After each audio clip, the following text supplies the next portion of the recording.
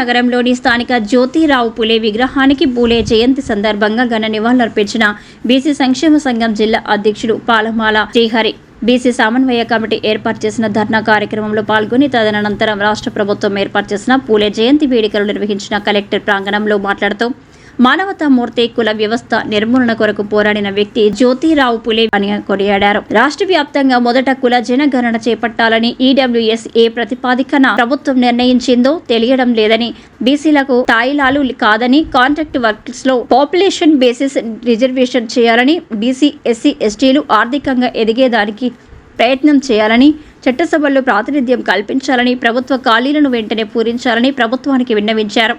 ఈ సందర్భంగా ప్రభుత్వం ఏర్పాటు చేసిన బీసీ సంఘాల నాయకులతో ఆయన తమ ఆలోచనలను పంచుకున్నారు. రీజన్ ఏంటంటే తెలంగాణలో కుల జనగణన చేసి అసెంబ్లీలో డిక్లేర్ చేసి బీసీలు ఎంతైనా ఉండనివ్వండి, ఇప్పుడు ఉన్నటువంటి 29% became 42%. We have to appreciate the Revanth Reddy. Even though is not a BC, మనం అప్రిషియేట్ చేయాలి అతన్ని. 29% 42% చేశాడు, చాలు. ప్రైవేటైజేషన్ అయిపోయింది ఆల్రెడీ. అక్కడే ఆల్మోస్ట్ బీసీలే కాదు అందరూ కూడా దెబ్బతింటారు. ఇకపోతే బీసీలు ఎస్పెషల్లీ ఎదగాలి అని అంటే మొదటగా ఏ విధంగా ఎదగాలి అనేది చాలా ఇంపార్టెంట్ పాయింట్. బీసీలు 1-2 కాదు, around 50% of the BCs in total మన ఏపీలో అప్రాక్సిమేట్గా ఉన్నారు. మరి వాళ్ళు ఎదగాలి అని అంటే ఏ విధంగా ఎదగలరు అనేది పాయింట్. ఈరోజు ఎంప్లాయ్మెంట్ టోటల్గా ఆల్మోస్ట్ కిల్ అయిపోయింది. అసలు ఎక్కడ కూడా గవర్నమెంట్ ఎంప్లాయ్మెంట్ అనేది జరగట్లేదు. కొత్త స్టేట్ ఫామ్ అయిన తర్వాత కొత్త జాబులు రావాలి, దానిలో ఉన్నటువంటి బీసీ ఎస్సీ ఎస్టీకి రావాల్సినటువంటి ఉద్యోగాలు వస్తే ఎంతో కొంత ఎదిగే అవకాశాలు ఉంటాయి. ఈరోజు అంత కాంట్రాక్ట్ సిస్టమ్ అయిపోయింది. టోటల్ యుగో వేరెవర్ యుగో ఎక్కడికైనా పోండి, అంత కాంట్రాక్ట్ పిల్లలు కాంట్రాక్ట్ వాళ్ళు చేయడం అంటే ఎప్పుడు ఈ విధంగా మనకి అవకాశం ఉన్నా కూడా ఎందుకు ఎంప్లాయ్మెంట్ జనరేట్ చేయట్లేదు గవర్నమెంట్ సైడ్ అనేది ఫస్ట్ పాయింట్. ఫస్ట్ నా రిక్వెస్ట్ ఏంటంటే టోటల్గా ఎన్ని గవర్నమెంట్ జాబ్స్ ఉన్నాయి, ఎందుకు వాటిని ఇంప్లిమెంట్ చేయట్లేదు అనేది నా పాయింట్.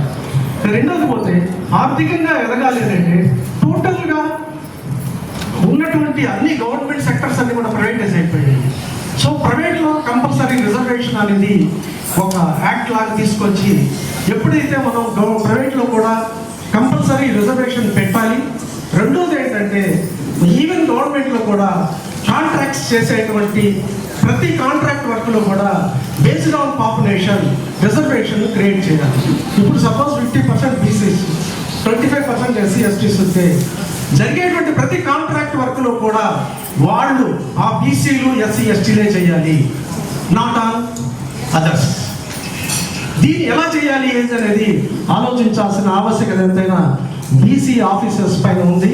ప్లస్ ఎస్పెషల్లీ మన జేసీ గారు అయితేనేమి కలెక్టర్ గారు అయితేనేమి దీని గురించి ఇన్డెప్త్లో చేస్తే వాట్ ఈస్ గవర్నెన్స్. ఎప్పుడైతే పేదవాడు నీ తీసుకొచ్చి ఈ సిస్టంలో మనం సమానత్వంగా తీసుకొచ్చినప్పుడే మనం ఈ సిస్టాన్ని మనం ఈ గవర్నెన్స్ అనేది కరెక్ట్ అని నేను ఫీల్ అవుతున్నాం. ఎప్పుడు ఎలా వస్తుంది అనేది ఆలోచించాలి.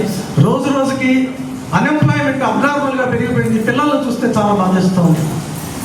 మరి ఎప్పుడు బాగుపడతారు. చాలామంది మీకు తెలుసో లేదు, చాలామంది సూసైడ్ చేసుకుంటున్నారు పిల్లలు. చాలామంది 30-40 years కూడా సూసైడ్ చేసుకుంటారు, ల్యాక్ ఆఫ్ ఎంప్లాయ్మెంట్. సో నా రిక్వెస్ట్ ఏంటంటే కాంట్రాక్ట్స్లో కూడా రిజర్వేషన్ ఉండాలనేది నా రిక్వెస్ట్. మనకి కుల జనగణన చేయండి sir throughout country or state అని మనం లాస్ట్ 3 years నుంచి బీసీ సంక్షేమ సంఘం అడుగుతూ ఉంది. చేశారు, లాస్ట్ గవర్నమెంట్ చేసింది. మరి ఆ ఎలక్షన్స్ ముందు అబ్రప్ట్గా క్లోజ్ చేసింది. ఎందుకు ఏమి బయట పెడితే ఏమవుతుంది? ఏం కాదు. ఈరోజు తెలంగాణ రేవంత్ రెడ్డిని అప్రిషియేట్ చేస్తూ ఉన్నారు. రీజన్ ఏంటంటే వాళ్ళు యాక్చువల్గా ఎనలైజ్ చేశారు బేస్డ్ ఆన్ పాపులేషన్. ఇప్పుడు పాపులేషన్ అనేది ఒకటి వచ్చింది, ఒకటి చెప్తున్నాను చూడండి. పాపులేషన్ ఓసీస్ 13% ఉందని మనం ఇచ్చారు, కానీ వాళ్ళకి 10% రిజర్వేషన్ ఇచ్చారు. మరి అదే రేషియోలో అదే విధంగా బీసీలకి, ఎస్సీలకి, ఎస్టీలకి సేమ్ రేషియోలో ఇస్తే 42% వచ్చింది. 42% ఈరోజు ఇంప్లిమెంట్ చేస్తున్నారు. మరి economically weaker section for forward caste 10% A basis పైన ఇచ్చారు? ఈ కుల జనగణన జరగకుండా వాళ్ళు ఎంతమంది ఉన్నారో తెలియకుండా ఏ విధంగా త్రూఅవుట్ కంట్రీ ఇవ్వడం జరిగింది? ఇది అన్యాయమే కాదా? అన్యాయం ఉంది, 100% అన్యాయం. మరి అటువంటిప్పుడు మన ఈడబ్ల్యూఎస్లో ఎంతమంది పాపులేషన్ ఉన్నారో తెలియకుండా కూడా మనకి ఇవ్వడం ఒక విధంగా బీసీ, ఎస్సీ, ఎస్టీని డ్యామేజ్ చేయడం తప్ప వేరేనే లేదు. అట్లీస్ట్ లాస్ట్ టైం కూడా ఆ విధంగా గవర్నమెంట్ చేశారు. ఎకనామికల్ వీకర్ సెక్షన్ 10% ఇంప్లిమెంట్ చేశారు. మీరు టోటల్ డేటా చూడండి. ఈరోజు అటు ఎడ్యుకేషన్లో కానీ, అటు ఇంజనీరింగ్ సీట్స్లో కానీ, అటు మెడికల్ సీట్లలో కానీ, అటు ఎంప్లాయ్మెంట్లో కానీ EWS is the lowest mark. అంటే ఓసీలకి లోయెస్ట్ మార్క్ వస్తే కూడా వాళ్ళకి ఉద్యోగం వస్తుంది, మన సీట్లు వస్తున్నాయి. మరి ఇది అన్యాయం. మరి ఎవరు అడగాలి? మీరు కావాలంటే డేటా ఇవ్వండి, నేను సార్ కూడా అడుగుతాను, డేటా తెప్పిస్తాను. మాకు వాట్సాప్లో వస్తున్నాయి డేటా. ఈడబ్ల్యూఎస్లో లోయెస్ట్ మార్క్స్ ఉన్నా కూడా దే ఆర్ గెటింగ్. మరి ఆ సర్టిఫికేట్లు ఎలా ఇస్తున్నారు సార్? ఈడబ్ల్యూఎస్కి ఇచ్చేటువంటి సర్టిఫికేట్లు ఈ ఎకనామికల్ వీళ్ళు ఎంఆర్ఓలు ఇస్తున్నారు సర్టిఫికేట్లు. ఏ బేసిస్ పైన ఇస్తున్నారు అని అడుగుతున్నాను నేను. ఇప్పుడు ఒక రైతు ఉన్నారు, అతనికి ఒక 100 ఎకరాలు ఉంది, ఆయనకి 5 లక్షలు వచ్చింది ఇయర్.